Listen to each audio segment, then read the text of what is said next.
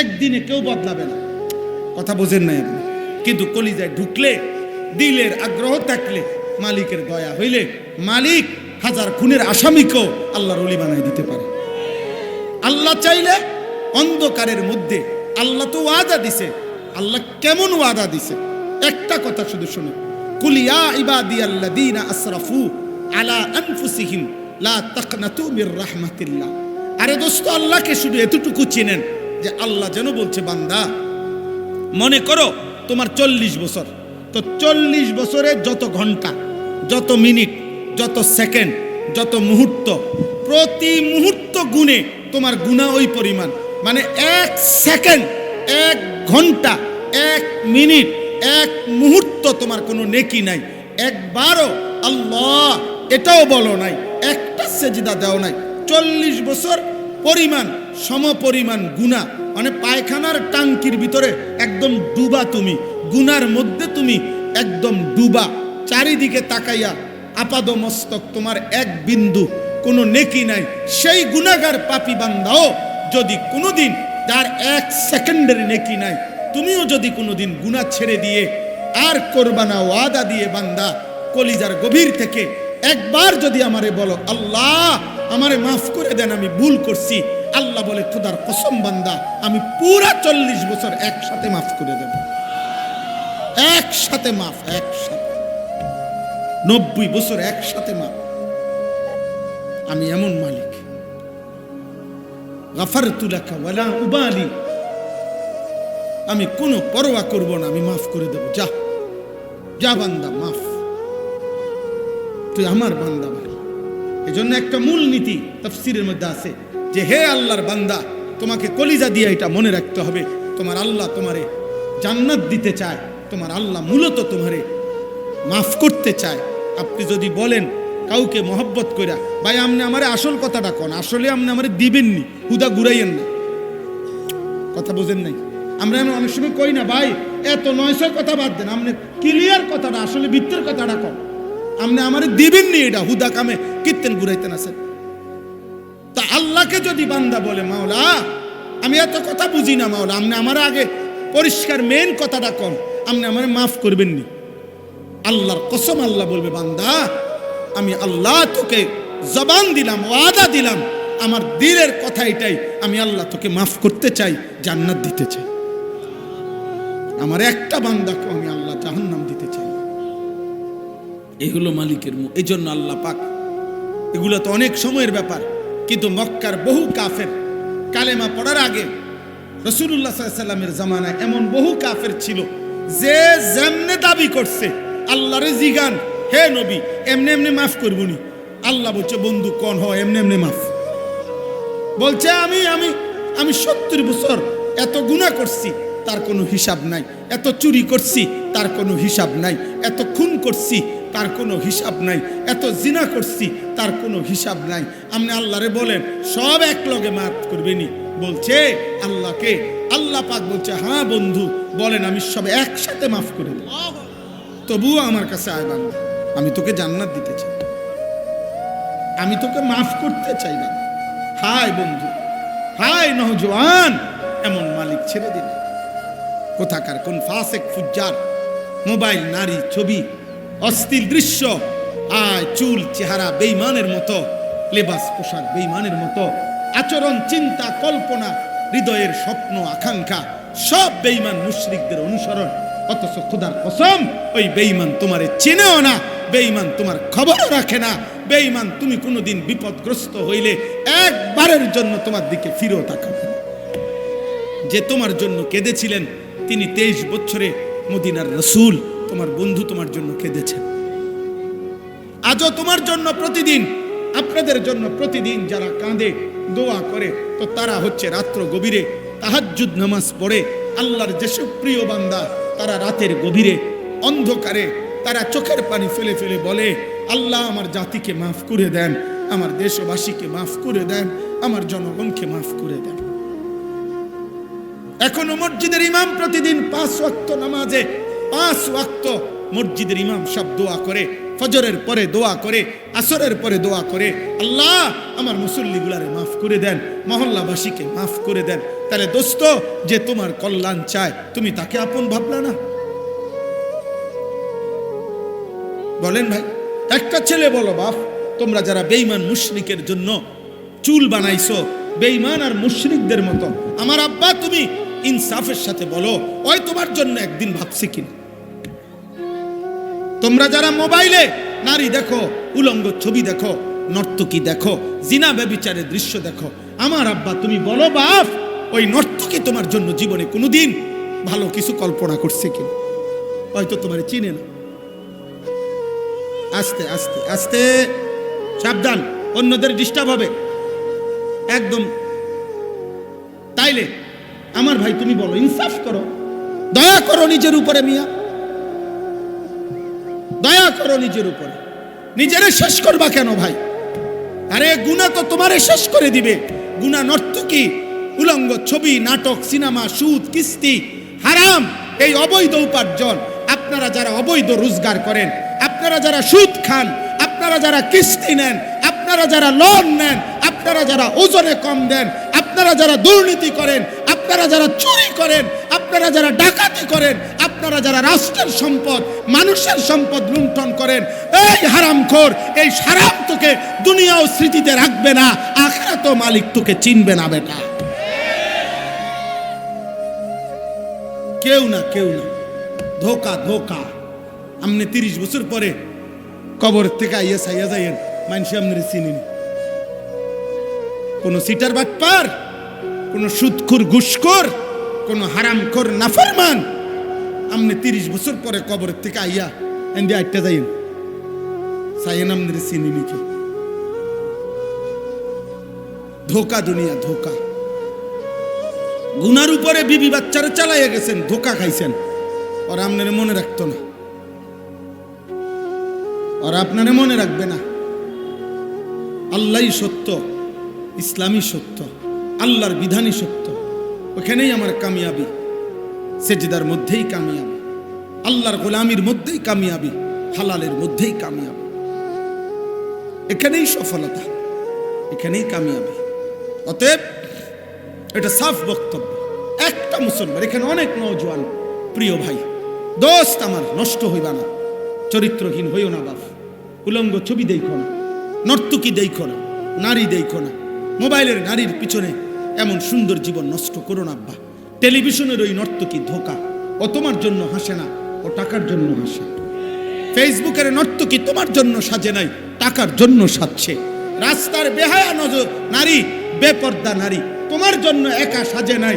ওই বেডি যা পাউডার লাগাইছে, বেডির কথা হইল বুড়া হোক, জোয়ান হোক, 80 বছরের বুড়া হোক, 16 বছরের ফোলাইন হোক, যেই হোক, সবার জন্য দেখাইলাম যে ফারো চাও। অর্থাৎ নাহলে কি, নাহলে মহিলা লিখে রাখুক যে কমপক্ষে 30-এর উপরে ব্যক্তিদের জন্য দেখা নিষিদ্ধ, এমন, অথবা আইন করুক, কি তাইলে বুঝাই গেল বেহুদা। বেহু আমরা কিতাবে পড়ছি, যে মহিলা বেপর্দা, যে মহিলা বেপর্দা, খোদার কসম, যে মহিলা বেপর্দা পর পুরুষের সামনে নিজেকে প্রদর্শন করে বেড়ায়, সে ইচ্ছে করে নিজেকে, নিজের দাম কমায়া ফেললো, নিজেকেই নিজে পুরুষের সামনে পেশ করলো। যার ভাল লাগে চাইতে থাকো, কিন্তু যে নারী ইমানদার, যে নারী চরিত্রবান, যে নারী পর্দানসীন, যে নারী ইজ্জতের কদর বোঝে, যে নারী সতীত্বের কদর বোঝে, যে নারী পর্দার কদর বোঝে, যে নারী নিজেকে আড়াল করে রাখে, তো হাজার পুরুষ তাকে খুঁজে তালাশ করে সুনির্দিষ্ট পদ্ধতিতে বিবাহের প্রস্তাব দিয়ে অভিভাবকদেরকে রাজি করাইয়া এরপরে তারে ঘরে নিতে হয়। এবুডির কথা হলে আমনে আমরা টোহাইয়া বার করতে হইব, আমনে আমি ফতে ফতে আড়ি না। আমরা কিতাবে পড়ছিলাম, সম্রাট দিল্লির বাদশাহ আওরঙ্গজেব আলমগীর, আপনারা অনেক সবাই নাম জানেন। দিল্লির বাদশাহ ছিল পৃথিবী বিখ্যাত সম্রাট। এই আওরঙ্গজেব আলমগীরের একজন মেয়ে ছিল জেবুন্নেসা। এই মেয়ে খুব সুন্দর কবিতা লিখত, অনেক সুন্দর কবিতা লিখত আর কি। তো এই কবিতায় মুগ্ধ হয়ে একবার ওনার কবিতা পড়ে এক দেশের বাদশার শাহজাদা সম্রাট আলমগীরের কাছে চিঠি পাঠাইছে যে আমি আপনার এই কন্যাকে দেখতে চাই বিবাহের উদ্দেশ্যেই, তখন সে বলছিল, এই মেয়ে তখন পাল্টা কবিতা দিয়ে লিখে বলছিল যে ফুলের মাঝে, ফুলের গ্রান যেমন ফুলের মাঝে লুকিয়ে থাকে, আমি জেবুন নেসাও আমার কবিতার শব্দের মধ্যেই লুকিয়ে আছি, আমি আমাকে কখনোই প্রদর্শন করব না। অতএব এটা জরুরি বাপ, এটা ইনসাফের কথা। আল্লাহই আমাদের সব, আল্লাহই আমাদের সব। আল্লাহ আমাদেরকে বুঝ দান করেন, আল্লাহ আমাদেরকে বিবেক দান করেন, আল্লাহ আমাদেরকে আখিরাতের ফিকির দান করেন। চলেন তো বলতেছিলাম, আল্লাহ তাআলা বলেন সব মানুষ, তাহলে দুটা কথা বলছি। এক হলো যে আল্লাহর কাছে আখিরাত তৈরি করা, হাসরের মাঠ তৈরি করা আল্লাহর জন্য লম্বা সময়ের ব্যাপার, কথা বলে না, একটা ফু। বরং বিষয়টা কি? ইসরাফিলের একটা ফু। আর দ্বিতীয় হলো আমরা প্রত্যেকেই দাঁড়াবো নিজেদের কার সাথে? পরিচিত জনদের সাথে। এবার আসেন বাকিটা শুধু তর্জমা বলি। ওয়াকালু ইয়া ওয়াইলানা হাদা ইয়াউমুদ্দিন, আল্লাহ বলেন এই দাঁড়াইয়া প্রত্যেক নাফরমান পাপী তারা বলবে, হায় আমার আফসোস, মন্দ কপাল, সত্যি সত্যি দেখি এটা আখিরাত। হয়তো মনে করছে একদিন মস্কারি করি, বুঝেন না কথা? একদিন ভাবছিল আমরা কি করি? মস্কারি করি। ও কত কথা এরম হুজুররা কয়, মাইক পাইলে কে না কয়, বুঝেন? এরম অনেক মানুষ আছে না মন্তব্য করে, আরে রাখো বেটা হুজুররার কথা, বেটা হুজুররার সব কথা ধরে চলন যাবনি না, আমনে কন না কদ্দুর ধরে চলতেন পারবেন, আমি এদ্দুর কই। কারে যত কথা কয়, যত কয় এত আজাব না, তা আমনে কন না, আপনি কদ্দুর সহ্য করতেন পারবেন জাহান্নাম। এই সমস্ত বাজে কথার অর্থ আছে বলেন তো? আল্লাহ বলেন নাফরমানরা সেদিন বলবে, হায় এ দেখি আখিরাত, এ দেখি সত্যি সত্যি পরকাল। আহারে এটা তো হয়েই গেল, আমি তো ভেবেছিলাম হবে না, কথার কথা না। এরপরে দেখেন, হাদা ইয়াউমুল ফাসলিল্লাযী কুনতুম বিহি তুকাদ্দিবুন, এই সাংঘাতিক কথা। এটা ফেরেশতারা তখন বলবে, প্রত্যেক পাপী তো বলবে, হায় এটা তো আখিরাত, এটা তো কিয়ামতের দিন হয়েই গেল। ফেরেশতারা তখন বলবে, বেটা এটা আখিরাত না, শুধু এটা শুধু কিয়ামতের দিন না, হাযা ইয়াউমুল ফাসল, আজকের এই দিন পার্থক্যের দিন, পার্থক্যের। আজ শুধু আখিরাত না, আজ পার্থক্যের দিন, আজ বিচারের দিন। আজ পার্থক্য হবে ইমানদার বেঈমান, সেজদাওয়ালা সেজদা ছাড়া আল্লাহর গোলামি করত, আল্লাহর নাফরমানি করত, হালাল খাইতো হারাম খাইতো, কপাল সেজদা দিত সেজদা দিত না।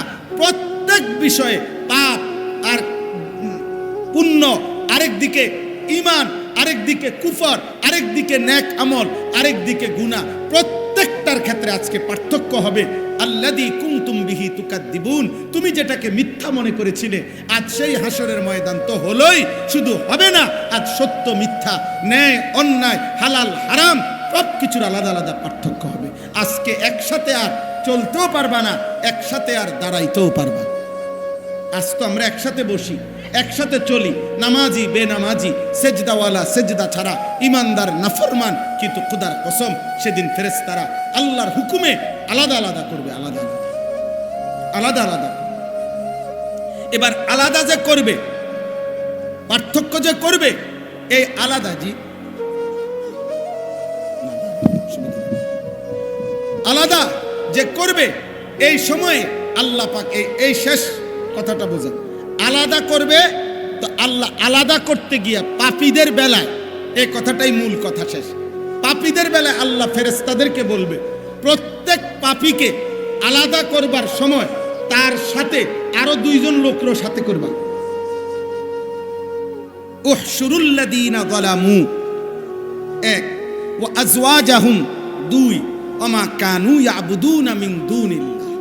এক, আল্লাহ বলবেন ফেরেশতা প্রত্যেক পাপীকে ইমানদারদের থেকে আলাদা করার সময় তার সাথে আরো দুইজনরা একসাথ করবা, মোট তিনজন। এক, পাপী; দুই, তার পাপ কাজ করতে গিয়ে তার সঙ্গী যে ছিল সে পাপীর সঙ্গী; তিন, পাপ করতে গিয়ে আমি আল্লাহকে বাদ দিয়া যার উপরে সে নির্ভর করেছিল সে। এই তিনজন পাপী, পাপীর সঙ্গী, আর পাপ করতে গিয়ে মনে রাখবেন প্রত্যেক ব্যক্তি আল্লাহর নাফরমানি করতে গিয়ে কারো না কারো উপরে নির্ভর করে। আল্লাহকে বাদ দিই, আমার লোক আছে, আমার জনবল আছে, আমার শক্তি আছে, আমার ক্ষমতা আছে, আমার প্রভাব আছে, আমার প্রতিপত্তি আছে, ইত্যাদি ইত্যাদি। আল্লাহ বলবেন প্রত্যেক পাপী, পাপীর সঙ্গী এবং সে যার উপরে নির্ভর করত তাকে, এই তিনজনকে একত্র করে ফাহদুহুম ইলা সিরাতিল জাহিম, জাহান্নামের রাস্তা বরাবর লাইন ধরে দাঁড় করাও। জাহান্নামে এখন দিবা না, এখন শুধু এই প্রত্যেক গ্রুপে গ্রুপে তিনজন করে পাপী, পাপীর সঙ্গী, পাপ কাজে যার উপরে সে নির্ভর করছে সেই ব্যক্তি, এই তিনজনকে একসাথ করে করে করে করে তোমরা লাইন ধরাও জাহান্নামের রাস্তা পর্যন্ত। লাইন ধরাবে কেন? তো আল্লাহ বলেন এই শেষ কথা, ওয়াকিফুহুম ইন্নাহুম মাসউলুন, এদেরকে লাইন ধরে দাঁড় করাও, আমি আল্লাহ, আমি এখন একটা একটা করে জিজ্ঞেস করব। আমি আল্লাহ জিজ্ঞেস করব, আমি জিজ্ঞেস করব, বলো বান্দা সেদিন আমার সেজদা কেন দাও নাই? সেদিন কুফরি কেন করলা? সেদিন শিরিক কেন করলা? সেদিন তার উপরে কেন ভরসা করলা? রিজিক দিলাম আমি, ভরসা করলা কেন তার উপর? প্রত্যেক পাপীর সঙ্গীকে বলবে তুমি তাকে গুনার কাজে অভ্যস্ত করাইলা কেন? বলে এই জন্য ছেলেরা মনে রাখো আব্বা, আমার এটা অনুরোধ আব্বা, তুমি নিজেও পাপ করো না, কোনো পাপীর সঙ্গী হইও না, তোমার উপরে ভরসা করে যেন কেউ পাপ না করে। আল্লাহর প্রতি ঈমান, আখিরাতের প্রতি ঈমান। তো আল্লাহর প্রতি ঈমান এই দাওয়াত দিতেন আর আখিরাতের কথা মনে করাইতেন। তো সর্বযুগের সর্বকালের সমস্ত কাফের, বেঈমান, পাপী, মুশরিক, আল্লাহর অবাধ্য যারা, গুনায় ডুবা যারা, তাদের মূল আপত্তি আখিরাত নিয়ে। আল্লাহকে কম বেশি অনেকেই মানতে চায়, স্বীকার করে, কিন্তু আখিরাত, মৃত্যুর পরে নির্দিষ্ট একটা সময়ে আবার হাসরের মাঠ কায়েম হবে, বিচারের একটা ময়দান হবে, সকলকেই বিচারের মুখোমুখি হইতে হবে।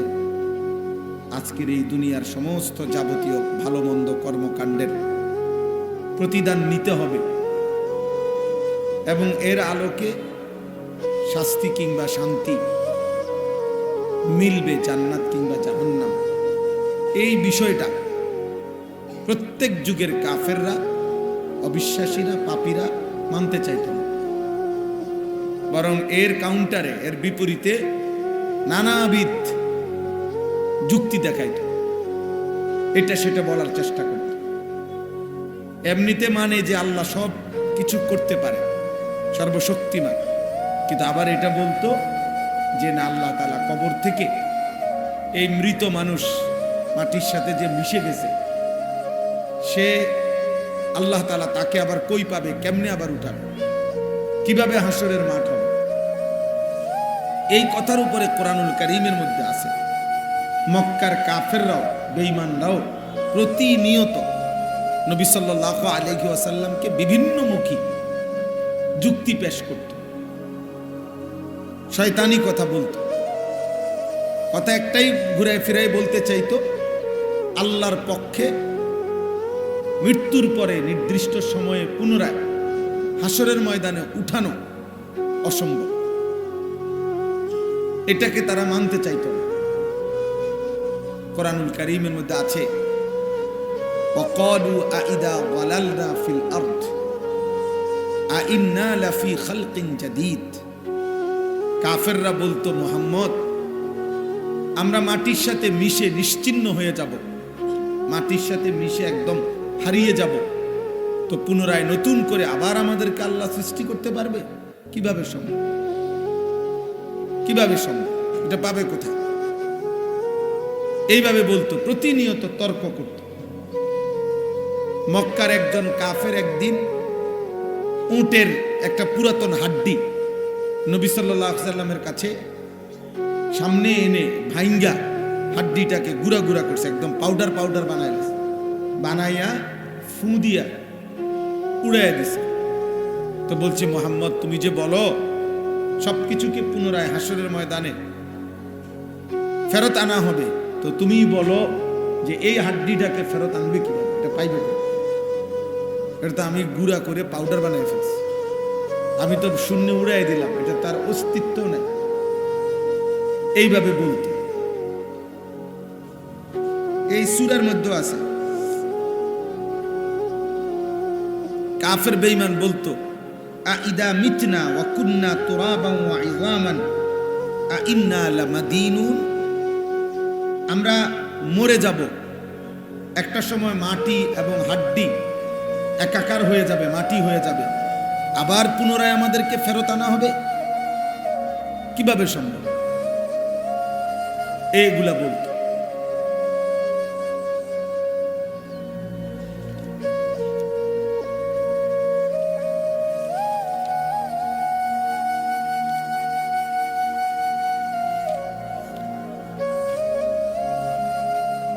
এই শুনেন, এ আরো আছে,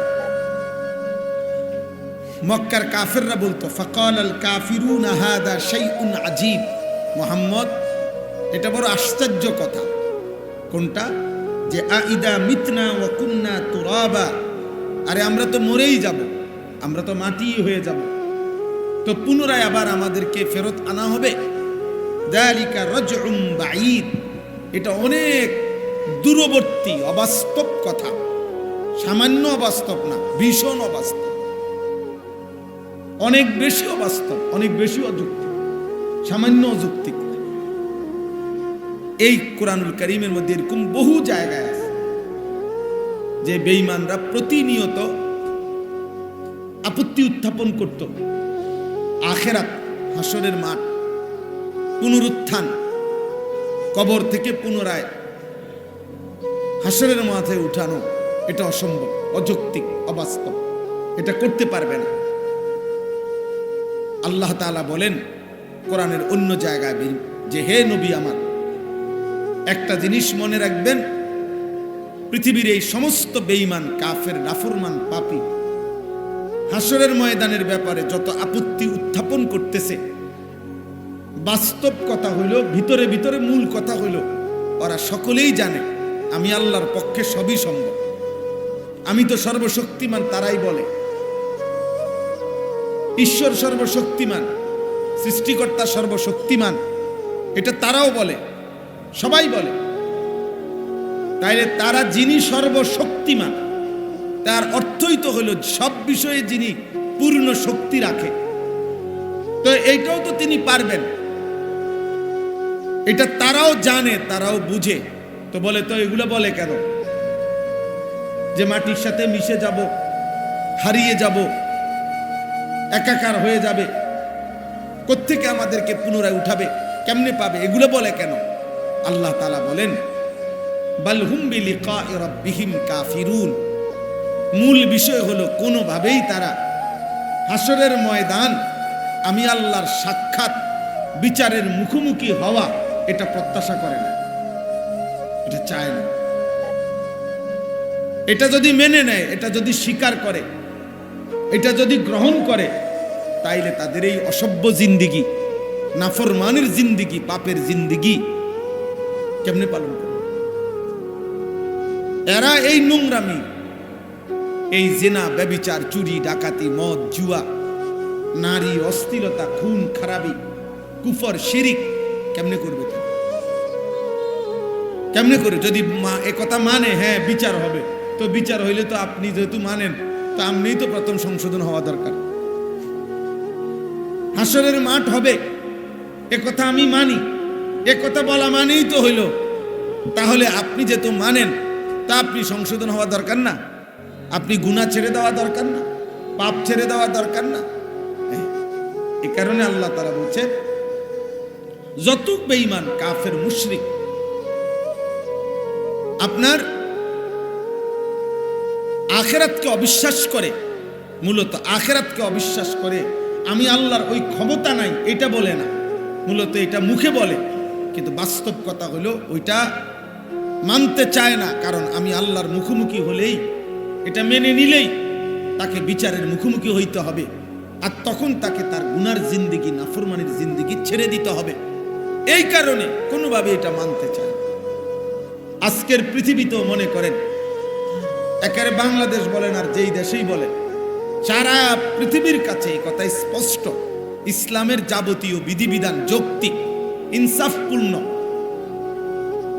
ইসলামের যাবতীয় বিধান একটি সমাজ, মুখে মানুষ ব্যক্তি বিশেষ যে যায়, একটি সমাজ যেরকম পুত পবিত্র, উন্নত, সুন্দর, অন্যায়, অশ্লীলতা, বেহায়াপনা মুক্ত, নিরাপদ একটি সমাজ যারাই চায়, তার জন্য একমাত্র চূড়ান্ত, পরীক্ষিত, শ্রেষ্ঠ, নিরাপদ মাধ্যম ইসলামের অনুশাসন।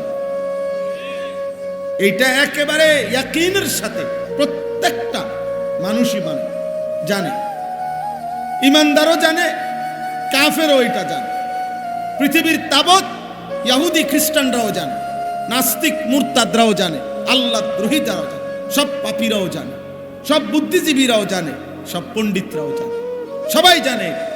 কিন্তু মূল বক্তব্য হল কোনোভাবেই ইসলাম, ইসলামী অনুশাসন, ইসলামের হুকুম আহকাম, ইসলামের বিধিবিধান, ইসলামী শরিয়া, কোরআন সুন্নাহর অনুশাসন, এটা কোনোভাবেই বাস্তবায়ন হতে দিবে না। কারণ ওরা জানে এটা মেনে নিলেই, এটা বললেই তাদের অসভ্যতার যুগ যুগ ধরে চলমান এই দুনিয়া জীবন এটা বন্ধ হয়ে যাবে। এটাই বাস্তবতা, এটাই বাস্তবতা। আপনি গন্তব্য জানেন, আপনি সজাগ, আপনারা আমি উঠামু কেমনে? আপনি ইচ্ছা করে চোখ বন্ধ করে রাখছেন, আমি চিৎকার দিলেও তো আপনার ঘুম ভাঙবে না, কারণ আপনি তো ঘুমে না, আপনি তো সজাগ। সজাগ মানুষের উঠাইব কি? সে তো ইচ্ছা করে চোখ বন্ধ করে রাখছে। মূল বিষয়টা তো এটা, যার কারণে আপনারাও দেখছেন, শুনতেছেন, চতুর্দিকে একটি নির্বাচনকে সামনে রেখে সবার বক্তব্যের মূল টেনশন, বিভিন্ন জনের কাছে বিভিন্ন জনের জিজ্ঞাসা কেবল একটাই, ইসলামী শাসন কায়েম করবেন কিনা, ইসলামী শরিয়া কায়েম করবেন কিনা। মাথা ব্যথা শুধু এটা নিয়ে। এইটা যদি বলেন যে না, এখানে এগুলো নিয়ে টেনশন করুন লাগতো না, হ্যাঁ তাহলে আগান। শুধু শুধু এটা কই থাকতেন, এটার থেকে যদি ঘুরতেন পারেন, অন্য কিছু কইয়া জোড়াতালি দিতেন পারেন, তাহলে সমস্যা নেই, সমস্যা নেই। সমস্যা শুধু একটাই, আল্লাহর বিধান, রাসূলুল্লাহ সাল্লাল্লাহু আলাইহি সাল্লামের বিধান, এটা শতভাগ মানবেন, এ কথা বলতে পারতেন না। এজন্য পৃথিবীর এটা একটা চিরন্তন বাস্তবতা। কোন পাপী, কোন দুশ্মন, কোন দুনিয়া লুবি, কোন নাফরমান, আল্লাহর অবাধ্য শতভাগ ইসলামকে মেনে নিতে চায় না। কারণ মেনে নিতে চায় না। রাসূলুল্লাহ সাল্লাল্লাহু আলাইহি ওয়াসাল্লামের জামানায় সম্ভ্রান্ত নারী চুরি করছে, উচ্চ বংশীয় নারী, নবীজি সাল্লাল্লাহু আলাইহি সাল্লাম হাত কাটার বিধান দিছে।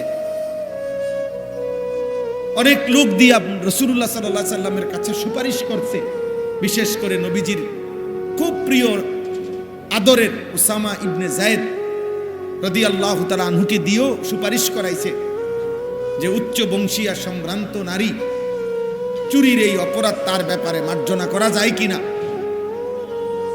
তখন আল্লাহর নবী সাল্লাল্লাহু আলাইহি ওয়াসাল্লাম স্পষ্ট ভাষায় বলছিলেন, ওয়াল্লাহি লাউ আন্না ফাতিমাতা বিনতে মুহাম্মদ সারাকাত লাকাতাতু ইয়াদাহা। আল্লাহর কসম, যদি মুহাম্মদের কন্যা ফাতেমা চুরি করে, আমি মুহাম্মদ নিজে তার হাত কাটব।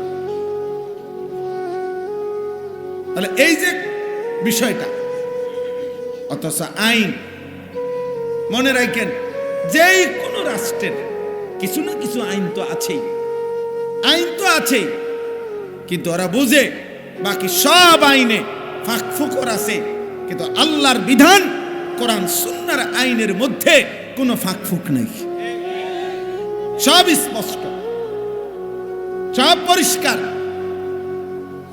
সব পরিষ্কার। এই জন্য আপনি এই টেনশন করবেন কেন? ইসলামী শরিয়া, ইসলামী আইন। আরে ভাই, অপরাধী ছাড়া কোন নিরপরাধ ব্যক্তির উপরে ইসলামের বিধান, শরীয়তের কোনো আইন কার্যকর করা হবে না। এটা নতুন করে বলার কি? ইসলামী শরীয়তের প্রত্যেকটা বিধানের শর্ত, শারায়েত, নিয়মাবলী, সকল সাক্ষ্য প্রমাণ সবকিছুই তো শতভাগ স্পষ্ট। আপনি এটা বিচার বিশ্লেষণ করে না আপনি এটা বাইর করতে পারেন যে এই আইনটা গ্রহণ করলে এটার মধ্যে এই ফাঁক থাইকা যায়, এই দুর্বলতা, আইনের এই দুর্বলতাটা থেকে যায়। এমন তো নাই, এমন তো কিচ্ছু নাই। রাসূলুল্লাহ সাল্লাল্লাহু আলাইহি ওয়াসাল্লাম বলেছেন, সকালের যেই সূর্যটা আকাশে পূর্ণ উঠে আলো ছড়ায়, এমন একটি আলোকিত সূর্যের প্রখর আলোকিত দিন, যেই আলোকিত সূর্যের সামনে কোনো বৃষ্টি নাই, মেঘ নাই, কোনো দাগ নাই, কোনো আড়াল নাই, কোনো কুয়াশা নাই, কোনো কালো চিহ্ন নাই, একদম ফকফকা ধবধবে আলোকিত দিন। এরকম একটি দিন যেমন আমি রাসূল 23 বছরে তোমাদেরকে ইসলাম নামে যে দিন দিলাম, সেটা এরকম দিনের উপরেই রেখে গেলাম, যেখানে কোনো দাগ নাই, স্পট নাই, সেখানে কোনো কালিমা নাই, যেখানে কোনো বিন্দু বিসর্গ, সন্দেহ, সংশয়, যার্রা পরিমাণ কোন রকম কিছু নেই। লাইলুহা কানাহারিহা, রাত দিন বরাবর, সকাল সন্ধ্যা বরাবর, ঘর বাহির বরাবর, দেশ রাষ্ট্র বরাবর আল্লাহর বিধান, রাসূলুল্লাহ সাল্লাল্লাহু আলাইহি সাল্লামের বিধান, শরীয়তের অনুশাসন, ইসলামের দিক নির্দেশনা সবখানে সমান। এক গ্লাস পানি খাবে কিভাবে, এই ব্যাপারে ইসলামের বক্তব্য স্পষ্ট। একটি রাষ্ট্র কিভাবে পরিচালনা করবে, এই ব্যাপারেও ইসলামের বক্তব্য স্পষ্ট। একটা জুতা কোন পায়ে পরিধান করবে, এইটা যেমন স্পষ্ট, একটি দেশ কেমনে চালাবে এটাও স্পষ্ট। সব আলোকিত, সব স্পষ্ট, সব ফকফকা। কিন্তু ওই যে মূল বিষয় হলো, মূল বিষয় তো হলো আমি মানতাম না, এটা তো আমার দিলের মধ্যে আগামী বসায় রাখছি। অতএব এবার এটা মানতাম না, এ কথাও তো পরিষ্কার বলতে পারি না। অতএব এটার জন্য এবার যত 900 কথা বলতে হয়, যত যুগ চাহিদা, বর্তমান বিশ্ব প্রেক্ষাপট, আধুনিক বাস্তবতা ইত্যাদি ইত্যাদি, পারিপার্শ্বিকতা, বিভিন্ন প্রতিকূলতা ইত্যাদি যত সুন্দর শব্দ, শুদ্ধ শব্দই কোরআনের বিপরীতে, ইসলামের বিপরীতে, আল্লাহর বিধানের বিপরীতে আপনি পেশ করেন, সব ভুয়া, সব ভুয়া। যা সত্য তা কোরআন, যা কোরআন তা সত্য, যা সত্য তা রাসূলুল্লাহ সাল্লাল্লাহু আলাইহি সাল্লামের সুন্নাহ, যা রাসূলুল্লাহ সাল্লাল্লাহু আলাইহি সাল্লামের সুন্নাহ তাই সত্য, তাই যৌক্তিক, তাই ইনসাফপূর্ণ। একটা ছোট্ট উদাহরণ বলি। রাসূলুল্লাহ সাল্লাল্লাহু আলাইহি সাল্লামের একজন সাহাবীর নাম ছিল হযরত রিবঈ ইবনে আমির। রিবঈ ওনার নাম। তৎকালীন পৃথিবীতে সুপার পাওয়ার, সবচেয়ে বড় পরাশক্তি ছিল দুইটি সাম্রাজ্য। একটা হলো রোম সাম্রাজ্য, আজকের ইটালি। ইটালি শুধু না, মানে ওই অঞ্চলের বিশাল বড় সাম্রাজ্য ছিল রোম সাম্রাজ্য। আর আরেকটা হলো পারস্য সাম্রাজ্য, মানে আজকের ইরান এবং তার আশপাশের বিশাল বড় এরিয়াকে কেন্দ্র করে যেই সাম্রাজ্য ছিল। এই পারস্য সাম্রাজ্য এত বড় সাম্রাজ্য ছিল, যেই সাম্রাজ্যের নিয়মতান্ত্রিক, পারস্য সাম্রাজ্যের নিয়মতান্ত্রিক সেনাবাহিনীর সৈন্য, তাদের তৎকালীন সময় নিয়মতান্ত্রিক সৈন্য ছিল 10 লাখ, 10 লক্ষ। এই দেখেন ভাই, এদিকে একটু দেখেন, মানে মোবাইলের সবচেয়ে বড় অভিশাপ হলো যে হাতে মোবাইল ধরে যে ভিডিও করে, এই বদনসিব একটা শব্দ কিছু বোঝেন। মনে রাখবেন, এটা একটা পরীক্ষিত কথা, মনে রাখবেন। এরপরে আপনি তারে যদি জিজ্ঞাসা করেন যে ভাই কি কইছে, তুমি কও, হে এক লাইন কইতার তো। আমি বললাম, আমি এখানে লিখা দিলাম, দরকার হলে সিল দিয়ে দেব। আমার সিল আছে নামে, ও কিছু বুঝবে না। মোবাইল এটা লইয়ে খটর খটর করে, এই মোবাইল খটর খটর করতে অনেকের জীবনটা শেষ। আহা, আফসুস আফসুস। একজন মানুষের কথা সামনাসামনি শুনবার সুযোগ হয়েছে, এখনো কি আমার মোবাইল টিফোনের টাইম? বলে না, আমাদের অনেকের মানসিকতা এটা। আরে তো ভাই আপনি সামনাসামনি আসলেন কেন? আপনি মোবাইলের থেকে যদি শুনতে হয় তো মোবাইলে তো ওয়াজ আছেই, এটা তো বাইক বইয়া ঠ্যাঙ্গালগি দিয়ে শুনুন যায়।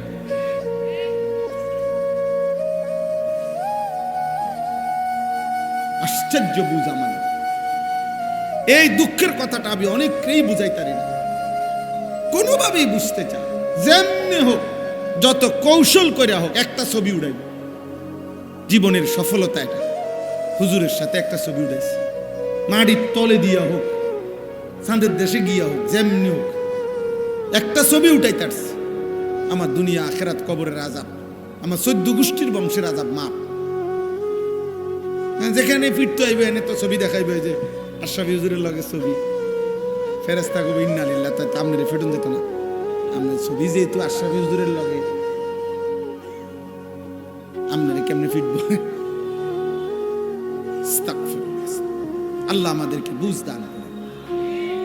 তো প্রিয় ভাই বাবা, আমার বক্তব্য আমি লম্বা করছি না, মূল বুঝাইতে চাচ্ছি প্রথম যে সর্বকালে সর্বযুগে, আমি শুধু এই এখনকার কোনো প্রেক্ষাপট নিয়ে বলতেছি না, শুধু এটাকেই জন্য না, কোনো কাউন্টার দিতে ওরা কাউরে।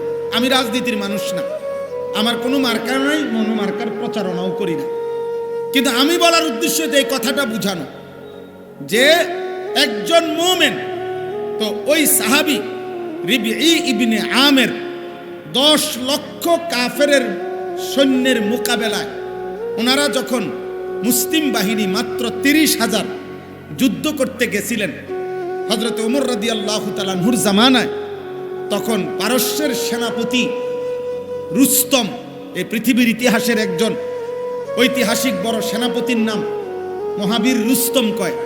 এই রুস্তম বাস্তবিক পক্ষে ছিলেন, এই পারস্যের সেনাপতির নামই ছিল বড় রুস্তম। সে জিজ্ঞাসা করছিল তখন যে মুসলমানদের পক্ষ হয়ে জিজ্ঞাসা তাদের পক্ষে, যে তোমরা বলো আমাদের এই বিশাল বড় পারস্য সাম্রাজ্যের মোকাবেলায় তোমরা একটি অখ্যাত এলাকা, কোথাকার আরবের একটি উপদ্বীপ, মক্কা ভূমি অথবা ইয়াসরিব ভূমি, তোমরা সেখান থেকে একটি নিয়মতান্ত্রিক কোনো সাম্রাজ্য না, একটা বিশাল বড় কোনো হুকুমত না, তোমরা আমাদের বিরুদ্ধে যুদ্ধ করতে যে আসলা, কেন আসছো? আসলে আমগো না আইসো কি লাগা কর।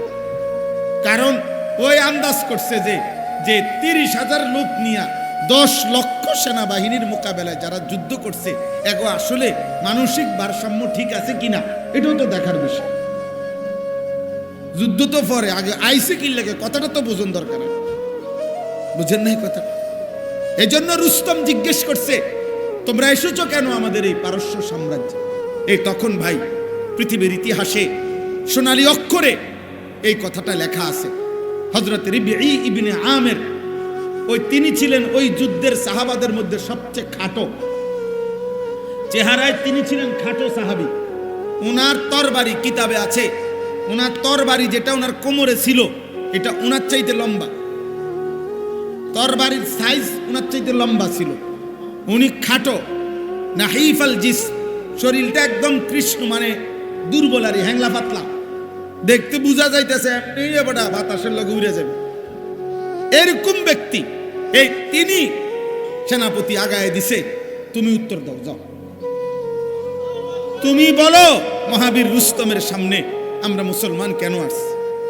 তিনি তখন বলছেন ইন্নাল্লাহা ইবতাআসানা বিল হক, একটি সত্য সঠিক দিন নিয়ে মহান আল্লাহ আমাদেরকে পাঠিয়েছেন। কেন পাঠাইছেন, কেন আসছি? লিনুখরিজা মান শাআ মিন ইবাদাতিল ইবাদ ইলা ইবাদাতি রাব্বিল ইবাদ। বলছে 3টা উদ্দেশ্যে আসছি রুস্তম, আমরা তোমাদের রাজত্বে 1 নম্বরে আমরা এসেছি যে আল্লাহর ইচ্ছায়, আল্লাহর ফয়সালায় বেঁচে থাকার অধিকারও আল্লাহর হাতে, নিরাপত্তার অধিকারও আল্লাহর হাতে। শুধুই আল্লাহর হাতে। তিনি দিলে বাধা দিবার কেউ নাই, তিনি না দিলে দেওয়ার কেউ নাই। আল্লাহুম্মা লা মানিআ লিমা আ'তাইতা ওয়া লা মু'তিয়া লিমা মানা'তা। এজন্য দোস্ত আমার, কোনোভাবেই এক জাররা পৃথিবীতে 12 তারিখের পরেও পৃথিবী থাকবে, চাঁদ উঠবে, সূর্য উঠবে, সব চলবে পৃথিবীতে, কিন্তু কোনোভাবেই একজন মুমিন জাররা পরিমাণও ঈমান ক্ষতিগ্রস্ত হয়, আখিরাত ক্ষতিগ্রস্ত হয়, এমন বিশ্বাস, এমন চিন্তা, এমন চেতনা মুসলিম পরিচয়ধারী কোনো ব্যক্তি লালন করা যাবে না। বলেন ইনশাআল্লাহ। এখন আসেন এই আয়াতের কথা। এই আয়াতের বক্তব্যের মধ্যে হলো আল্লাহ তাআলা এখানে একটা প্রথম উদাহরণ দিয়ে বলছেন যে কাফের, বেঈমান, নাফরমান তারা বলে হাসরের মাঠ আল্লাহ কেমনে করবে, এত মানুষ, এত বিস্তীর্ণ বিচারের ময়দান কিভাবে হবে, কিভাবে সম্ভব? তো আল্লাহ তাআলা প্রথম একদম সামান্য কথা দিয়া আল্লাহ প্রথম উদাহরণ দিয়ে বলছে, দেখো বান্দা, কার ব্যাপারে জিজ্ঞাসা করছো? আমি আল্লাহ, আমি এই কায়নাতের সৃষ্টিকর্তা, আমি পারবো কিনা হাসরের মাঠ কায়েম করতে, বিচারের ময়দান কায়েম করতে? তুমি আমার ব্যাপারে সন্দেহ করছো, তুমি আমার ব্যাপারে জিজ্ঞাসা করছো। তুমি কারে জিজ্ঞাইতেছো যে পারবেন কিনা? ব্যাপারটা বলছো কাকে? তোমার একটুর আন্দাজও নাই। কোরআনুল কারীমের মধ্যে আছে, ওমা কাদারুল্লাহ হাক্কা কাদরি। হায় বান্দা, তোমরা তো আল্লাহকে আন্দাজই করতে পারো না। তোমাদের মালিক কত বড় তোমরা তো এটা বুঝতেই পারো, বুঝতেই পারো। আন্দাজি কর, অহুয়া আলা কুল্লি শাইইন কাদির মানে কি তুমি তো বুঝোই না, তুমি তো আন্দাজি করতে পারো নাই আল্লাহ কত বড়, আর আল্লাহর শক্তি কত বড়, আল্লাহর সৃষ্টি কত বড়, আল্লাহ তাআলার ক্ষমতা কত বড়, আন্দাজি তো করতে পারো না। এই জন্য আল্লাহ পাক রব্বুল আলামিন এখানে বলতেছেন যে শোনো বান্দা, ওই হাসরের ময়দানটা কায়েম করা, এটা করতে আমার 6 দিন 9 দিন, 6 মাস 9 মাস, 6 বছর 9 বছর লাগবে এমন না। বিরাট কোনো প্রস্তুতি লাগবে এমন না। অনেক ফাইলিং করতে হবে, অনেক ফিলার উড়াইতে হবে, অনেক বড় সামিয়ানা টাঙ্গাইতে হবে, এমন কিচ্ছু না। আর এই দুনিয়ার উপরে, এই সৃষ্টির উপরে হাসরের মাঠ কায়েম করার জন্য প্রস্তুতি নিতে আমি আল্লাহর সময়ের প্রয়োজন শুধুমাত্র আমার ইসরাফিলের সিঙ্গার একটা ধ্বনি, একটা ফু, একটা ফু। এই কথাটাই প্রথম বলছে, ফাইন্নামা হিয়া জাজরাতুন ওয়াহিদা। আল্লাহ তাআলা বলেন আখিরাত কি? তো আল্লাহ তাআলা বলেন ফাইন্নামা হিয়া জাজরাতুন ওয়াহিদা। সব কিছু কবরের নিচেই থাকবে, মাটির নিচেই থাকবে।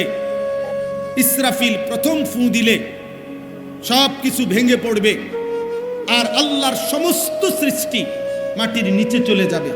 মানুষ, গরু, জিন, সমস্ত জীব জন্তু, কীট পতঙ্গ, আসবাবপত্র, এক কথায় মাটির উপরে এখন যা আছে প্রথম ফু দিলে সব নিচে চলে যাবে। সব কিছু কাঁপতে কাঁপতে গোটা আসমান ও জমিন ধ্বংস হয়ে নিচে চলে যাবে। অতঃপর আল্লাহ বলেন, আমি আল্লাহ যখনই হাসরের ময়দান কায়েম করতে চাইব, ইসরাফিল আরেকটা বিকট ফু দিবে, সিঙ্গার একটা বিকট আওয়াজ বের হবে। এক আওয়াজেই তৎক্ষণাৎ মাটির নিচের সমস্ত মানুষ দাঁড়িয়ে একে অপরের দিকে তাকাইতে থাকবে, একজন আরেকজনকে তৎক্ষণাৎ চিনে ফেলবে। ফাইদা হুম ইয়ানজুরুন, শুধু ফু দিবে আর মাটির নিচের সব মানুষ দাঁড়িয়ে যাবে, আর একজন আরেকজনের দিকে দেখতে থাকবে, দেখতে থাকবে। এখানে দুই কথা। এক কথা হইল এই জমিনই হাসরের মাঠ, আমাদের এই জমিনটাই হাসরের ময়দান। হাসরের ময়দান শুধু আল্লাহ তাআলা হাসরের ময়দানের জন্য ওয়াইদাল আরদু মুদ্দাত, প্রয়োজন পরিমাণ জমিন লম্বা করবেন, প্রশস্ত করবেন, যেটুকু মালিকের দরকার। এজন্য এটাই হাসরের ময়দান। এই গোটা পৃথিবীর এই জমিন এটাই হাসরের মাঠ। এটাকে শুধু আল্লাহ তাআলা লম্বা করবেন, এটাকে আল্লাহ তাআলা বিস্তার করবেন। এটা কোরআনুল কারীমের আয়াত, ওয়াইদাল আরদু মুদ্দাত, জমিনকে লম্বা করা হবে হাসরের মাঠের জন্য। এ এক কথা। 2 নম্বর কথা হলো আমাদের প্রত্যেকেই এটা মনে রাখতে হবে, আমরা হাসরের মাঠে আমাদের প্রত্যেকের পরিচিত ব্যক্তিদের সাথেই আমরা দাঁড়াবো। এটা খুব মনে রাখতে হবে। যার যার চলাফেরা উঠা বসা যাদের সাথে ছিল, আপনি যেই মহল্লায় চলতেন ফিরতেন, আপনি যেই মানুষদের সাথে উঠা বসা করতেন, খোদার কসম আপনি হাসরের ময়দানও এদের সাথেই দাঁড়াবেন। আমনেরে আমারে চীনের মানুষের লগে দাঁড় করাইতো না, আপনারে আমারে জাপানের মানুষের লগে দাঁড় করাইতো না। ফাইদা হুম ইয়ানজুরুন, একে অপরকে দেখতে থাকবে, চিনতে থাকবে, দেখবে, আরে তুমি, আরে আপনি। এইভাবে কোরআন শরীফে আছে, হাসরের ময়দানে বান্দার আমলনামা যখন ডান হাতে দেওয়া হবে, সাথে সাথে সে একটা চিৎকার দিয়া এই উপস্থিত তার পরিচিত সব লোকদেরকে দেখায় বলবে, হা উমুকরাউ কিতাবিয়া, দেখো আমার আমলনামা পড়ো, দেখো আমার নাম জান্নাতীদের কাতারে উঠছে। দেখো দেখো, ইকরাউ কিতাবিয়া। আপনজন, ওই ছেলে, এই চালাকি করো না আব্বা, ভাইয়া চালাকি করো না, দোস্ত দুষ্টামি করো, তুমি মোবাইল ঘুরাইতেছো কেন, কেন ভিডিও করছো? আবার হেদিকে সাহেব মনে হচ্ছে বুঝছি না। আমি তো বুঝছি ভাই, এটা আমার সাংঘাতিক বদ অভ্যাস, আমারই বদ অভ্যাস। ধরেন আমি নিষেধ করার পরে যে মোবাইল উঠায়, আমি যেন অটোমেটিক আল্লাহর কুদরতে এটা দেখি, অন্য অনেক কিছু দেখি না, কিন্তু এটা দেখি আমি।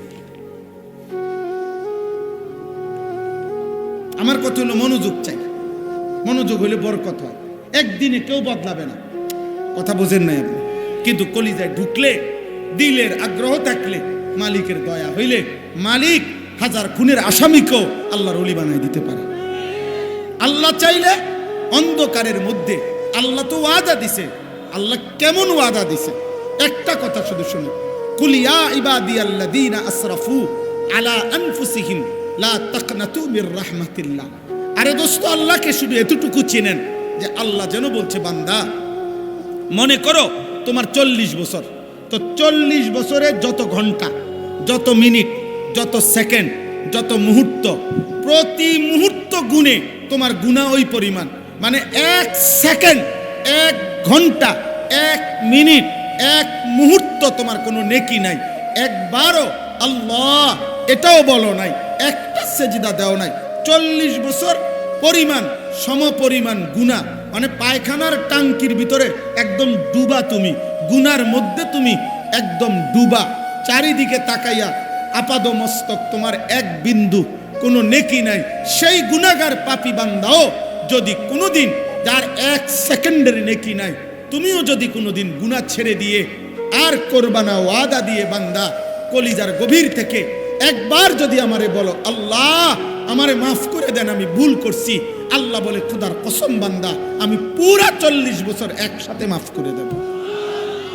একসাথে মাফ, একসাথে 90 বছর একসাথে মাফ। আমি এমন মালিক, গাফারতু লাকা ওয়ালা উবালি, আমি কোনো পরোয়া করব না, আমি মাফ করে দেব। যা যা বান্দা, মাফ, তুই আমার বান্দা বানা। এই জন্য একটা মূল নীতি তাফসীরের মধ্যে আছে যে, হে আল্লাহর বান্দা, তোমাকে কলিজা দিয়ে এটা মনে রাখতে হবে, তোমার আল্লাহ তোমারে জান্নাত দিতে চায়, তোমার আল্লাহ মূলত তোমারে মাফ করতে চায়। আপনি যদি বলেন কাউকে মহব্বত কইরা, ভাই আপনি আমারে আসল কথাটা কোন, আসলে আপনি আমারে দিবেননি, হুদা ঘুরাইয়েন না, কথা বুঝেন নাই? আমরা অনেক সময় কই না, ভাই এত 900 কথা বাদ দেন, আপনি ক্লিয়ার কথাটা, আসলে ভিতরের কথাটা কন, আপনি আমারে দিবেননি, এটা হুদা কামে কীর্তেন ঘুরাইতেন আছেন। তা আল্লাহকে যদি বান্দা বলে, মাওলা আমি এত কথা বুঝি না, মাওলা আপনি আমার আগে পরিষ্কার মেন কথাটা কোন, আপনি আমারে মাফ করবেননি, আল্লাহর কসম আল্লাহ বলবে, বান্দা আমি আল্লাহ তোকে জবান দিলাম, ওয়াদা দিলাম, আমার দিলের কথা এটাই, আমি আল্লাহ তোকে মাফ করতে চাই, জান্নাত দিতে চাই। আমার একটা বান্দাকে আমি আল্লাহ জাহান্নাম দিতে চাই। এগুলো মালিকের মুখ। এই জন্য আল্লাহ পাক, এগুলো তো অনেক সময়ের ব্যাপার, কিন্তু মক্কার বহু কাফের কালেমা পড়ার আগে রাসূলুল্লাহ সাল্লাল্লাহু আলাইহি ওয়াসাল্লামের জামানায় এমন বহু কাফের ছিল যে যেমনে দাবি করছে, আল্লাহরে জিগান, হে নবী এমনি এমনি মাফ করবনি, আল্লাহ বলছে বন্ধু কোন হয় এমনি এমনি মাফ। বলছে আমি আমি আমি 70 বছর এত গুনাহ করছি তার কোনো হিসাব নাই, এত চুরি করছি তার কোনো হিসাব নাই, এত খুন করছি তার কোনো হিসাব নাই, এত জিনা করছি তার কোনো হিসাব নাই। আপনি আল্লাহরে বলেন সব এক লগে মাফ করবেনি? বলছে আল্লাহকে। আল্লাহ পাক বলছে হ্যাঁ বন্ধু বলেন, আমি সব একসাথে মাফ করে দেব। তবুও আমার কাছে আয় বান্দা, আমি তোকে জান্নাত দিতে চাই, আমি তোকে মাফ করতে চাই না। হায় বন্ধু, হায় নওজোয়ান, এমন মালিক ছেড়ে দিল। কোথাকার কোন ফাসেক ফুজ্জার, মোবাইল, নারী, ছবি, অশ্লীল দৃশ্য, আয় চুল চেহারা বেঈমানের মতো, লেবাস পোশাক বেঈমানের মতো, আচরণ চিন্তা কল্পনা হৃদয়ের স্বপ্ন আকাঙ্ক্ষা সব বেঈমান মুশরিকদের অনুসরণ। অথচ খোদার কসম ওই বেঈমান তোমারে চেনেও না, বেঈমান তোমার খবরও রাখে না, বেঈমান তুমি কোনোদিন বিপদগ্রস্ত হইলে একবারের জন্য তোমার দিকে ফিরেও তাকাবে না। যে তোমার জন্য কেঁদেছিলেন তিনি 23 বছরে মদিনার রাসূল, তোমার বন্ধু তোমার জন্য কেঁদেছেন। আজও তোমার জন্য প্রতিদিন, আপনাদের জন্য প্রতিদিন যারা কাঁদে দোয়া করে, তো তারা হচ্ছে রাত্র গভীরে তাহাজ্জুদ নামাজ পড়ে। আল্লাহর যেসব প্রিয় বান্দা তারা রাতের গভীরে অন্ধকারে তারা চোখের পানি ফেলে ফেলে বলে আল্লাহ আমার জাতিকে মাফ করে দেন, আমার দেশবাসীকে মাফ করে দেন, আমার জনগণকে মাফ করে দেন। এখনো মসজিদের ইমাম প্রতিদিন 5 ওয়াক্ত নামাজে 5 ওয়াক্ত মসজিদের ইমাম সব দোয়া করে, ফজরের পরে দোয়া করে, আসরের পরে দোয়া করে, আল্লাহ আমার মুসল্লিগুলারে মাফ করে দেন, মহল্লাবাসীকে মাফ করে দেন। তাহলে দোস্ত, যে তোমার কল্যাণ চায় তুমি তাকে আপন ভাবলা না? বলেন ভাই, একটা ছেলে বলো বাপ, তোমরা যারা বেঈমান মুশরিকের জন্য চুল বানাইছো বেঈমান আর মুশরিকদের মতো, আমার আব্বা তুমি ইনসাফের সাথে বলো ওই তোমার জন্য একদিন ভাবছে কিনা? তোমরা যারা মোবাইলে নারী দেখো, উলঙ্গ ছবি দেখো, নর্তকী দেখো, জিনা ব্যভিচারের দৃশ্য দেখো, আমার আব্বা তুমি বলো বাপ ওই নর্তকী তোমার জন্য জীবনে কোনোদিন ভালো কিছু কল্পনা করছে কিনা? হয়তো তোমার চিনে না। আস্তে আস্তে আস্তে, সাবধান, অন্যদের ডিস্টার্ব হবে একদম। তাইলে আমার ভাই তুমি বলো, ইনসাফ করো, দয়া করো নিজের উপরে মিয়া, দয়া করো নিজের উপরে। নিজেরে শেষ করবা কেন ভাই? আরে গুনাহ তো তোমারে শেষ করে দিবে। গুনাহ নর্তকী, উলঙ্গ ছবি, নাটক, সিনেমা, সুদ, কিস্তি, হারাম, এই অবৈধ উপার্জন। আপনারা যারা অবৈধ রোজগার করেন, আপনারা যারা সুদ খান, আপনারা যারা কিস্তি নেন, আপনারা যারা লোন নেন, আপনারা যারা ওজনে কম দেন, আপনারা যারা দুর্নীতি করেন, আপনারা যারা চুরি করেন, আপনারা যারা ডাকাতি করেন, আপনারা যারা রাষ্ট্রের সম্পদ মানুষের সম্পদ লুণ্ঠন করেন, এই হারামখোর, এই হারাম তোকে দুনিয়াও স্মৃতিতে রাখবে না, আখিরাতেও মালিক তোকে চিনবে না বেটা। কেউ না, কেউ না, ধোকা ধোকা। আপনি 30 বছর পরে কবর থেকে আইয়া সাইয়া যাইয়েন, মানুষ আপনার চিনিনি। কোন সিটার বাটপার, কোন সুদখোর ঘুষখোর, কোন হারামখোর নাফরমান, আপনি 30 বছর পরে কবর থেকে আইয়া এন্ডে আইটা যাইয়েন, সাইয়েন আপনার চিনিনি কেউ। ধোকা দুনিয়া, ধোকা। গুনার উপরে বিবি বাচ্চারা চালাইয়া গেছেন, ধোকা খাইছেন, আর আপনারে মনে রাখতো না, আর আপনারে মনে রাখবে না।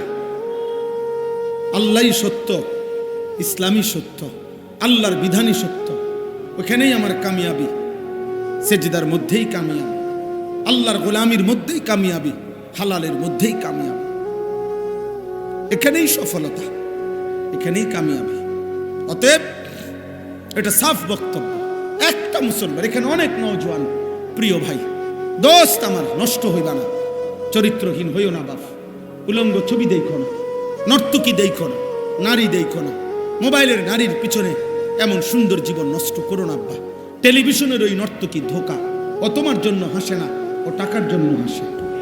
ফেসবুকের নর্তকী তোমার জন্য সাজে নাই, টাকার জন্য সাজছে। রাস্তার বেহায়া নারী, বেপর্দা নারী তোমার জন্য একা সাজে নাই। ওই বেডি যা পাউডার লাগাইছে, বেডির কথা হইল বুড়া হোক, জোয়ান হোক, 80 বছরের বুড়া হোক, 16 বছরের ফুলাইন হোক, যেই হোক, সবার জন্য দেখাইলাম যে ফারো চাও। নাহলে কি, নাহলে মহিলা লিখে রাখুক যে কমপক্ষে 30-এর উপরে ব্যক্তিদের জন্য দেখা নিষিদ্ধ, এমন, অথবা আইন করুক, কি তাইলে বুঝাই গেল বেহুদা। আমরা কিতাবে পড়ছি যে মহিলা বেপর্দা, যে মহিলা বেপর্দা, খোদার কসম, যে মহিলা বেপর্দা পর পুরুষের সামনে নিজেকে প্রদর্শন করে বেড়ায়, সে ইচ্ছে করে নিজেকে নিজের দাম কমায়া ফেললো, নিজেকেই নিজে পুরুষের সামনে পেশ করলো। যার ভাল লাগে চাইতে থাকো, কিন্তু যে নারী ইমানদার, যে নারী চরিত্রবান, যে নারী পর্দানসীন, যে নারী ইজ্জতের কদর বোঝে, যে নারী সতীত্বের কদর বোঝে, যে নারী পর্দার কদর বোঝে, যে নারী নিজেকে আড়াল করে রাখে, তো হাজার পুরুষ তাকে খুঁজে তালাশ করে সুনির্দিষ্ট পদ্ধতিতে বিবাহের প্রস্তাব দিয়ে অভিভাবকদেরকে রাজি করাইয়া এরপরে তারে ঘরে নিতে হয়। এবুড়ির কথা হলে আমনে আমরা টোহাইয়া বার করতে হইব, আমনে আমি ফতে ফতে আড়ি না। আমরা কিতাবে পড়ছিলাম সম্রাট দিল্লির বাদশাহ আওরঙ্গজেব আলমগীর, আপনারা অনেক সবাই নাম জানেন। দিল্লির বাদশাহ ছিল পৃথিবী বিখ্যাত সম্রাট। এই আওরঙ্গজেব আলমগীরের একজন মেয়ে ছিল জেবুন্নেসা। এই মেয়ে খুব সুন্দর কবিতা লিখত, অনেক সুন্দর কবিতা লিখত আর কি। তো এই কবিতায় মুগ্ধ হয়ে একবার ওনার কবিতা পড়ে এক দেশের বাদশার শাহজাদা সম্রাট আলমগীরের কাছে চিঠি পাঠাইছে যে আমি আপনার এই কন্যাকে দেখতে চাই বিবাহের উদ্দেশ্যেই। তখন সে বলছিল, এই মেয়ে তখন পাল্টা কবিতা দিয়ে লিখে বলছিল যে ফুলের মাঝে, ফুলের গ্রান যেমন ফুলের মাঝে লুকিয়ে থাকে, আমি জেবুন্নেসাও আমার কবিতার শব্দের মধ্যেই লুকিয়ে আছি, আমি আমাকে কখনোই প্রদর্শন করব না। অতএব এটা জরুরি বাপ, এটা ইনসাফের কথা। আল্লাহই আমাদের সব, আল্লাহই আমাদের সব। আল্লাহ আমাদেরকে বুঝ দান করেন, আল্লাহ আমাদেরকে বিবেক দান করেন, আল্লাহ আমাদেরকে আখিরাতের ফিকির দান করেন।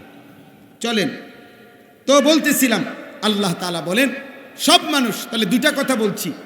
এক হলো যে আল্লাহর কাছে আখিরাত তৈরি করা, হাসরের মাঠ তৈরি করা আল্লাহর জন্য লম্বা সময়ের ব্যাপার, কথা বলে না, একটা ফু। বরং বিষয়টা কি, ইসরাফিলের একটা ফু। আর দ্বিতীয় হলো আমরা প্রত্যেকেই দাঁড়াবো নিজেদের কার সাথে, পরিচিত জনদের সাথে। এবার আসেন বাকিটা শুধু তর্জমা বলি। ওয়াকালু ইয়া ওয়াইলানা হাদা ইয়াউমুদ্দিন, আল্লাহ বলেন এই দাঁড়াইয়া প্রত্যেক নাফরমান পাপী তারা বলবে, হায় আমার আফসুস, মন্দ কপাল, সত্যি সত্যি দেখি এটা আখেরাত। হয়তো মনে করছে একদিন মস্কারি করি, বুঝেন না কথাটা? একদিন ভাবছিল আমরা কি করি, মস্কারি করি। ও কত কথা এরম হুজুররা কয়, মাইক ফাইলে কে না কয়, বুঝেন না? এরম অনেক মানুষ আছে না মন্তব্য করে, আরে রাখো বেড়া হুজুররার কথা, বেড়া হুজুররার সব কথা ধরে চলন যাবনি না, আমনে কন না কদ্দুর ধরে চলতেন পারবেন, আমি এদ্দুর কই। কারে যত কথা কয়, যেত কয় এত আজাব না, তা আমনে কন না, আপনি কদ্দুর সহ্য করতেন পারবেন জাহান্নাম। এই সমস্ত বাজে কথার অর্থ আছে বলেন তো? আল্লাহ বলেন নাফরমানরা সেদিন বলবে, হায় এ দেখি আখেরাত, এ দেখি সত্যি সত্যি পরকাল। আহারে এটা তো হয়েই গেল, আমি তো ভেবেছিলাম হবে না, কথার কথা না। এরপরে দেখেন, হাদা ইয়াউমুল ফাসলিল্লাযী কুনতুম বিহি তুকাদ্দিবুন, এই সাংঘাতিক কথা। এটা ফেরেশতারা তখন বলবে, প্রত্যেক পাপী তো বলবে, হায় এটা তো আখেরাত, এটা তো কিয়ামতের দিন হয়েই গেল। ফেরেশতারা তখন বলবে, বেটা এটা আখেরাত না, শুধু এটা শুধু কিয়ামতের দিন না, হাযা ইয়াউমুল ফাসল, আজকের এই দিন পার্থক্যের দিন, পার্থক্যের। আজ শুধু আখেরাত না, আজ পার্থক্যের দিন, আজ বিচারের দিন। আজ পার্থক্য হবে ইমানদার বেঈমান, সেজদাওয়ালা সেজদা ছাড়া আল্লাহর গোলামি করত, আল্লাহর নাফরমানি করত, হালাল খাইতো হারাম খাইতো, কপাল সেজদা দিত, সেজদা দিত না। প্রত্যেক বিষয়ে পাপ আর পুণ্য, আরেক দিকে ঈমান, আরেক দিকে কুফর, আরেক দিকে নেক আমল, আরেক দিকে গুনাহ, প্রত্যেকটার ক্ষেত্রে আজকে পার্থক্য হবে। আল্লাযী কুনতুম বিহি তুকাদ্দিবুন, তুমি যেটাকে মিথ্যা মনে করেছিলে, আজ সেই হাসরের ময়দান তো হলোই, শুধু হবে না, আজ সত্য মিথ্যা, ন্যায় অন্যায়, হালাল হারাম সব কিছুর আলাদা আলাদা পার্থক্য হবে। আজকে একসাথে আর চলতেও পারবা না, একসাথে আর দাঁড়াইতেও পারবা না।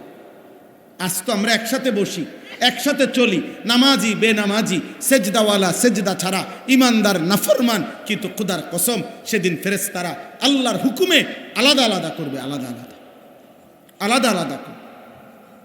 এবার আলাদা যে করবে, পার্থক্য যে করবে, এই আলাদা জি না, দাঁড়ান, সুবিধা নেই, আলাদা যে করবে, এই সময়ে আল্লাহ পাক এই শেষ কথাটা বোঝেন, আলাদা করবে। তো আল্লাহ আলাদা করতে গিয়া পাপীদের বেলায়, এই কথাটাই মূল কথা, শেষ। পাপীদের বেলায় আল্লাহ ফেরেশতাদেরকে বলবে, প্রত্যেক পাপীকে আলাদা করবার সময় তার সাথে আরো দুইজন লোকরও সাথে করবা। উহশুরুল্লাযীনা যালামু, এক, ওয়া আজওয়াজাহুম, দুই, ওমা কানু ইয়াবুদুনা মিন দুনিল্লাহ। এই আল্লাহ বলবেন, ফেরেশতা প্রত্যেক পাপীকে ইমানদারদের থেকে আলাদা করার সময় তার সাথে আরো দুইজনের একসাথ করবা, মোট তিনজন। এক, পাপী; দুই, তার পাপ কাজ করতে গিয়ে তার সঙ্গী যে ছিল সে, পাপীর সঙ্গী; তিন, পাপ করতে গিয়ে আমি আল্লাহকে বাদ দিয়া যার উপরে সে নির্ভর করেছিল সে। এই তিনজন, এই তিনজন, পাপী, পাপীর সঙ্গী, আর পাপ করতে গিয়ে। মনে রাখবেন, প্রত্যেক ব্যক্তি আল্লাহর নাফরমানি করতে গিয়ে কারো না কারো উপরে নির্ভর করে, আল্লাহকে বাদ দিই। আমার লোক আছে, আমার জনবল আছে, আমার শক্তি আছে, আমার ক্ষমতা আছে, আমার প্রভাব আছে, আমার প্রতিপত্তি আছে, ইত্যাদি ইত্যাদি। আল্লাহ বলবেন, প্রত্যেক পাপী, পাপীর সঙ্গী এবং সে যার উপরে নির্ভর করত তাকে, এই তিনজনকে একত্র করে ফাহদুহুম ইলা সিরাতিল জাহিম, জাহান্নামের রাস্তা বরাবর লাইন ধরে দাঁড় করাও। জাহান্নামে এখন দিবা না, এখন শুধু এই প্রত্যেক গ্রুপে গ্রুপে তিনজন তিনজন করে, পাপী, পাপীর সঙ্গী, পাপ কাজে যার উপরে সে নির্ভর করছে সেই ব্যক্তি, এই তিনজনকে একসাথ করে করে করে করে তোমরা লাইন ধরাও জাহান্নামের রাস্তা পর্যন্ত। লাইন ধরাবে কেন? তো আল্লাহ বলেন এই শেষ কথা, ওয়াকিফুহুম ইন্নাহুম মাসউলুন, এদেরকে লাইন ধরে দাঁড় করাও, আমি আল্লাহ, আমি এখন একটা একটা করে জিজ্ঞেস করব। আমি আল্লাহ জিজ্ঞেস করব, আমি জিজ্ঞেস করব, বলো বান্দা, সেদিন আমার সেজদা কেন দাও নাই? সেদিন কুফরি কেন করলা? সেদিন শিরিক কেন করলা? সেদিন তার উপরে কেন ভরসা করলা? রিজিক দিলাম আমি, ভরসা করলা কেন তার উপরে? প্রত্যেক পাপীর সঙ্গীকে বলবে, তুমি তাকে গুনার কাজে অভ্যস্ত করাইলা কেন? বলেন। এই জন্য ছেলেরা মনে রাখো, আব্বা আমার এটা অনুরোধ, আব্বা তুমি নিজেও পাপ করো না, কোনো পাপীর সঙ্গী হইও না, তোমার উপরে ভরসা করে যেন কেউ পাপ না করে। হ্যাঁ, দুজনে মিল্লা মিল্লা গুনাহ, বোঝেন নাই কেমনে আমি বলি?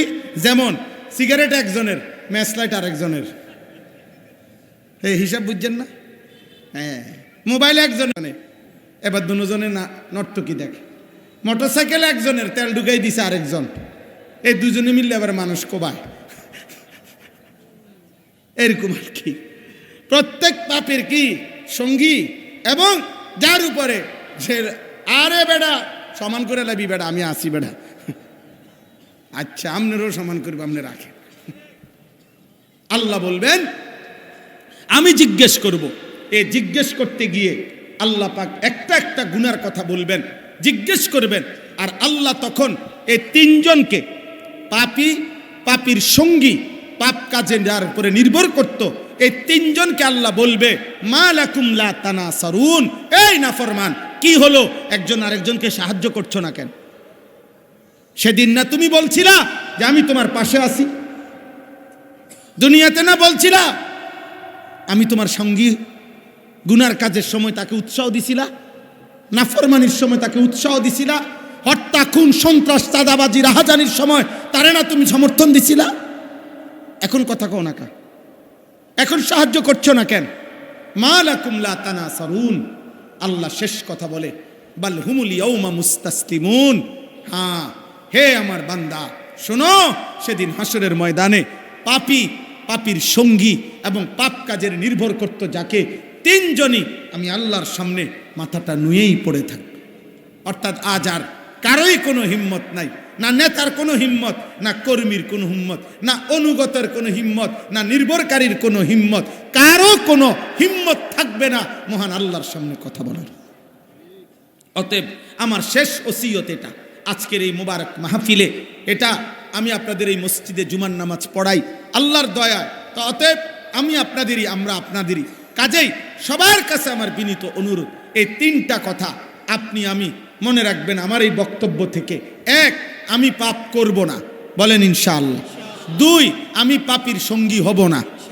তিন, আমার উপরে নির্ভর করে যেন কেউ পাপ করতে না পারে, আমি এমন নির্ভরশীল, আমার উপরে নির্ভর এরকম আমি কারোর জন্য হব না, বলেন ইনশাআল্লাহ।